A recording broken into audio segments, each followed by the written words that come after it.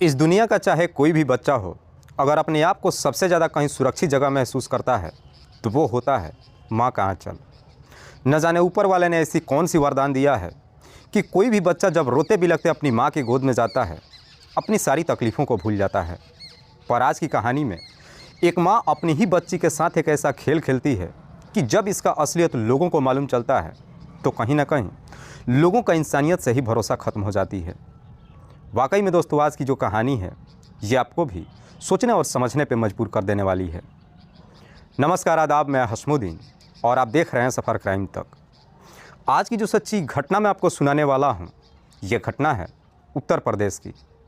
उत्तर प्रदेश का एक ज़िला पड़ता है हरदोई और इसी हरदोई का एक थाना पड़ता है सांडी।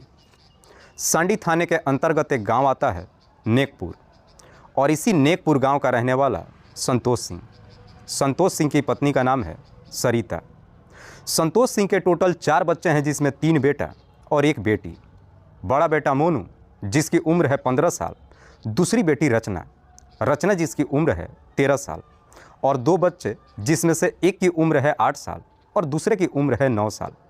संतोष जो टेलरिंग का काम करता है, ठीक ठाक पैसे भी कमाता है। इधर संतोष की पत्नी भी अपने घर में 2 दुकानें कर रखी है, जिस दुकान से भी ठीक ठाक पैसे कमाते हैं।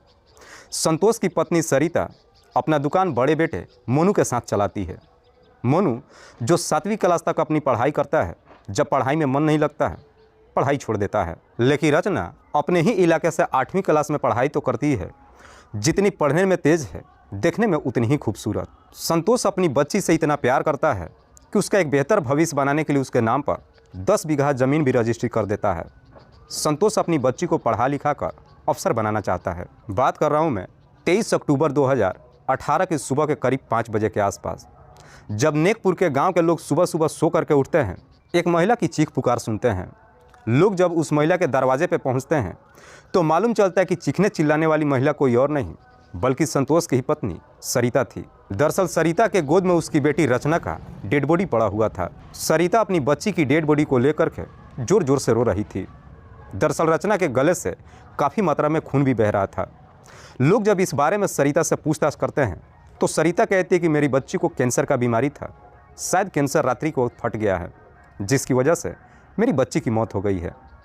लेकिन लोगों को सरिता के बातों पर यकीन नहीं होता है, इसीलिए इस बात की जानकारी नज़दीकी थाने में दे देते हैं। इधर पुलिस को जैसे ही सूचना मिलती है, पुलिस अपने टीम के साथ सरिता के घर पर पहुँच जाती है और सबसे पहले रचना की डेड बॉडी को चेक करती है। रचना के गले का निशान देख करके पुलिस साफ अंदाज़ा लगा लेती है कि रचना की मौत नहीं हुई है बल्कि उसकी किसी तेज़धार हथियार से हत्या की गई है। पुलिस जब इस बारे में सरिता से पूछताछ करती है तो सरिता कहती है कि साहब, पूरा परिवार रात्रि के वक्त एक साथ ही खाना खाया था। मैं तीनों बच्चों को लेकर के बाहर दुकान में सोई थी, मेरी बेटी अंदर कमरे में सोने के लिए चली गई। इस कहानी में आपको मैं बता दूं कि सरिता का पति संतोष का 3 साल पहले ही मौत हो चुकी है। सरिता जैसी इस तरह की बातें कहती है, पुलिस उस कमरे में जाती है जिस कमरे के बेड पे रचना का डेड बॉडी पड़ा था। लेकिन पुलिस जब कमरे के अंदर एंट्री करती है तो देखती है कि कमरे के अंदर जितना भी सामान था सब के सब अपने जगह पर अस्थिर पड़ा हुआ था, लेकिन रचना का मोबाइल मौजूद नहीं था। रचना जो एक स्मार्टफोन चला रही थी। पुलिस जब रचना के मोबाइल के बारे में सरिता से पूछताछ करती है तो सरिता कहते कि मैं भी उसका मोबाइल हर जगहों पर ढूंढ चुकी हूँ, लेकिन रचना का मोबाइल नहीं मिल रहा है। पुलिस सबसे पहले रचना की डेड बॉडी को अपने कब्जे में लेती है और उसे पोस्टमार्टम के लिए भेज देती है और फिर सरिता के तहरीर पर धारा 302 के तहत अज्ञात अपराधियों के विरोध में मुकदमा दर्ज करती है और फिर इस केस की छानबीन करना शुरू करती है। पुलिस जब घटनास्थल की मुआयना करती है तो इससे साफ अंदाज़ा लग जाता है कि रचना का जिसने भी हत्या किया है जरूर उसका कोई नज़दीकी ही होगा। पुलिस इस केस की छानबीन करते हुए फिर से सरिता के घर पर जाती है। पुलिस जब जाकर के वहाँ पर जांच पड़ताल करती है तो मालूम चलता है कि सरिता के घर में घुसने का मात्र एक ही रास्ता था।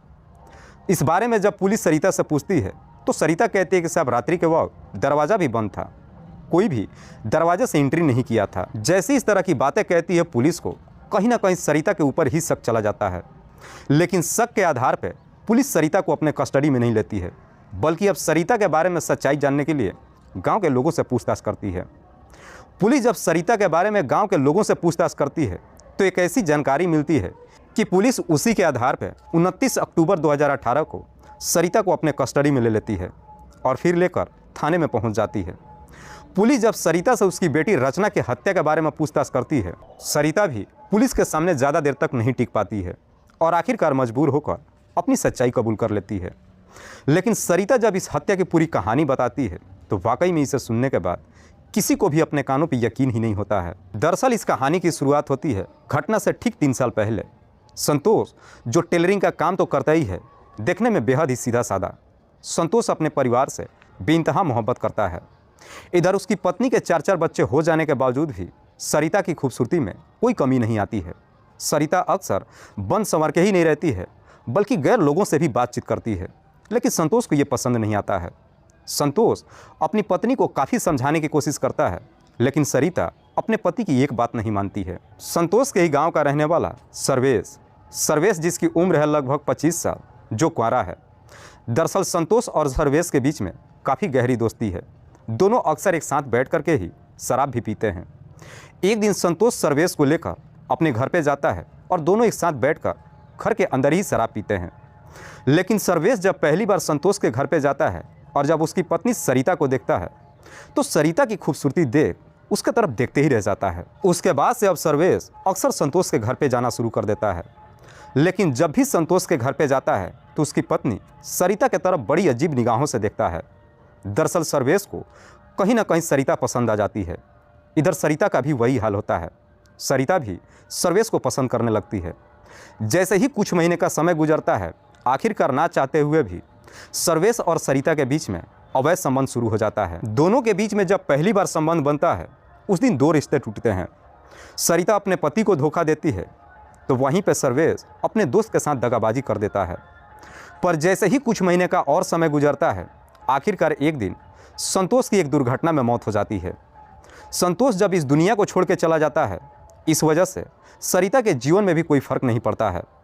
कुछ दिन अपने पति के गम में तो रहती है, लेकिन उसके बाद से सर्वेश को अपने घर पे ही नहीं बुलाती है, बल्कि उसके साथ बाहर भी घूमना फिरना शुरू कर देती है। दरअसल सरिता को अब कोई रोकने टोकने वाला भी नहीं था। जैसे ही कुछ साल का समय गुजरता है, एक दिन सर्वेश का ही बड़ा भाई अभिमन्यु की नज़र सरिता के ऊपर पड़ जाती है। दरअसल दोनों का प्यार इस प्रकार से आम हो चुका था कि दोनों के बारे में आस पड़ोस के लोग भी जान चुके थे। अभिमन्यु को भी सरिता के बारे में सारी सच्चाई मालूम चल चुका था। अभिमन्यु बेहतर तरीके से जानता था कि उसी के भाई के साथ सरिता का अवैध संबंध चल रहा है। इसके बावजूद भी अभिमन्यु सरिता के पीछे घूमने लगता है। जाकर के एक दिन सरिता से अपनी दिल की बात भी कह देता है। जैसे ही अपनी दिल की बात कहता है, सरिता अभिमन्यु को समझाते हुए कहती है कि तुम्हें मालूम है कि मैं तुम्हारे भाई के साथ रहती हूँ। इसमें अभिमन्यु सरिता को समझाते हुए कहता है, तो क्या हुआ, तुमने उससे शादी थोड़ी ना किया है। अगर मेरे साथ भी कुछ पल बिता लोगी तो क्या बिगड़ जाएगा। बदले में मैं तुम्हारी तमाम ख्वाहिशों को पूरा करूँगा। सरिता भी लालच में आ जाती है और फिर अभिमन्यु के साथ में संबंध बना लेती है। उसके बाद से सरिता का सर्वेश और उसका भाई दोनों के साथ में अवैध संबंध शुरू हो जाता है। लेकिन इस बात की जानकारी सरिता के सारे बच्चों को मालूम चल जाता है। लेकिन सरिता कैसे भी करके अपने बच्चों को भी अपने काबू में कर लेती है। लेकिन इस बात की जानकारी जब उसकी बेटी रचना को जब मालूम चलता है, रचना काफ़ी गुस्से में आ जाती है। अपनी माँ को कई बार समझाने की भी कोशिश करती है, लेकिन रचना जब भी अपने माँ को रोक टोक करती है, सरिता को बेहद ही बुरा लगता है। 22 अक्टूबर 2018 को हर रोज़ की तरह रात्रि के वक्त अभिमन्यु सरिता से मिलने के लिए उसके घर पर जाता है। उस वक्त सरिता अपने बच्चों को खाना खिला करके सुला चुकी थी। रात्रि के वक्त जब दोनों एक दूसरे से मुलाकात करते हैं, उसी वक्त रचना की नींद खुल जाती है और फिर दोनों को आपत्तिजनक स्थिति में देख लेती है। जैसे इस तरह का नज़ारा देखती है, अपनी माँ को धमकी देते हुए कहती है कि अब मैं चुप नहीं रहने वाली हूँ। दरअसल रचना जोर जोर से चीखने चिल्लाने लगती है। लेकिन इससे पहले कि रचना की आवाज़ घर से बाहर निकलती, सरिता अपनी बच्ची का मुंह दबा देती है। फिर भी रचना की आवाज़ सुनकर के उसका बड़ा भाई मनु जग जाता है और वो भी आकर के सारा नज़ारा देख लेता है। इधर सरिता इस प्रकार से गुस्से में आ जाती है कि अब अपनी झंझट को हमेशा के लिए इस दुनिया से हटाने का तय कर देती है। अपने बेटे मोनू की तरफ इशारा करते हुए कहती है कि रचना का दोनों पैर पकड़ लो। मोनू भी रचना का दोनों पैर पकड़ लेता है। साथ ही साथ सरिता अभिमन्यु से कहती है कि किचन में तेज़ धार चाकू पड़ा है, ले करके आओ। अभिमन्यु जब किचन से वो चाकू लेकर के आता है, सरिता उससे कहती है कि रचना के गले पे चला दो। अभिमन्यु भी वो तेज़ धार हथियार रचना के गले पे चला देता है, जिसकी वजह से रचना की घटनास्थल पे ही मौत हो जाती है। उसके बाद से सरिता अभिमन्यु को घर पे भेज देती है और अपनी बच्ची की डेड बॉडी को उठाकर बेड पे ले जा करके रख देती है और पूरी रात सुबह होने का इंतजार करने लगती है। जैसे ही सुबह हो जाती है, सरिता अपनी बेटी की डेड बॉडी को उठाकर बाहर लेकर आती है और उसे गोद में लेकर के बैठ जाती है और ज़ोर ज़ोर से चीखना चिल्लाना शुरू कर देती है। चीख पुकार सुन करके गाँव के लोग जब वहाँ पहुँचते हैं तो गाँव के लोगों से झूठ बोलते हुए कहती है कि मेरी बच्ची को कैंसर का बीमारी था, शायद कैंसर फट गया है जिसकी वजह से मेरी बच्ची की मौत हो गई। वाकई में सरिता जब ये पूरी कहानी पुलिस वालों को बताती है, पुलिस सरिता के तहरीर पर अभिमन्यु और उसके बेटे मोनू इन दोनों को भी अपने कस्टडी में लेकर आती है। फिलहाल पुलिस ने इन तीनों आरोपियों को अपने कस्टडी में लेकर इन पे गंभीर धारा में मुकदमा दर्ज करके जेल भेज दिया है। दोस्तों, इस पूरी घटना के बारे में आप क्या सोचते हैं? आप अपनी राय हमें कमेंट बॉक्स में ज़रूर दीजिएगा। तब तक के लिए जय हिंद, जय भारत।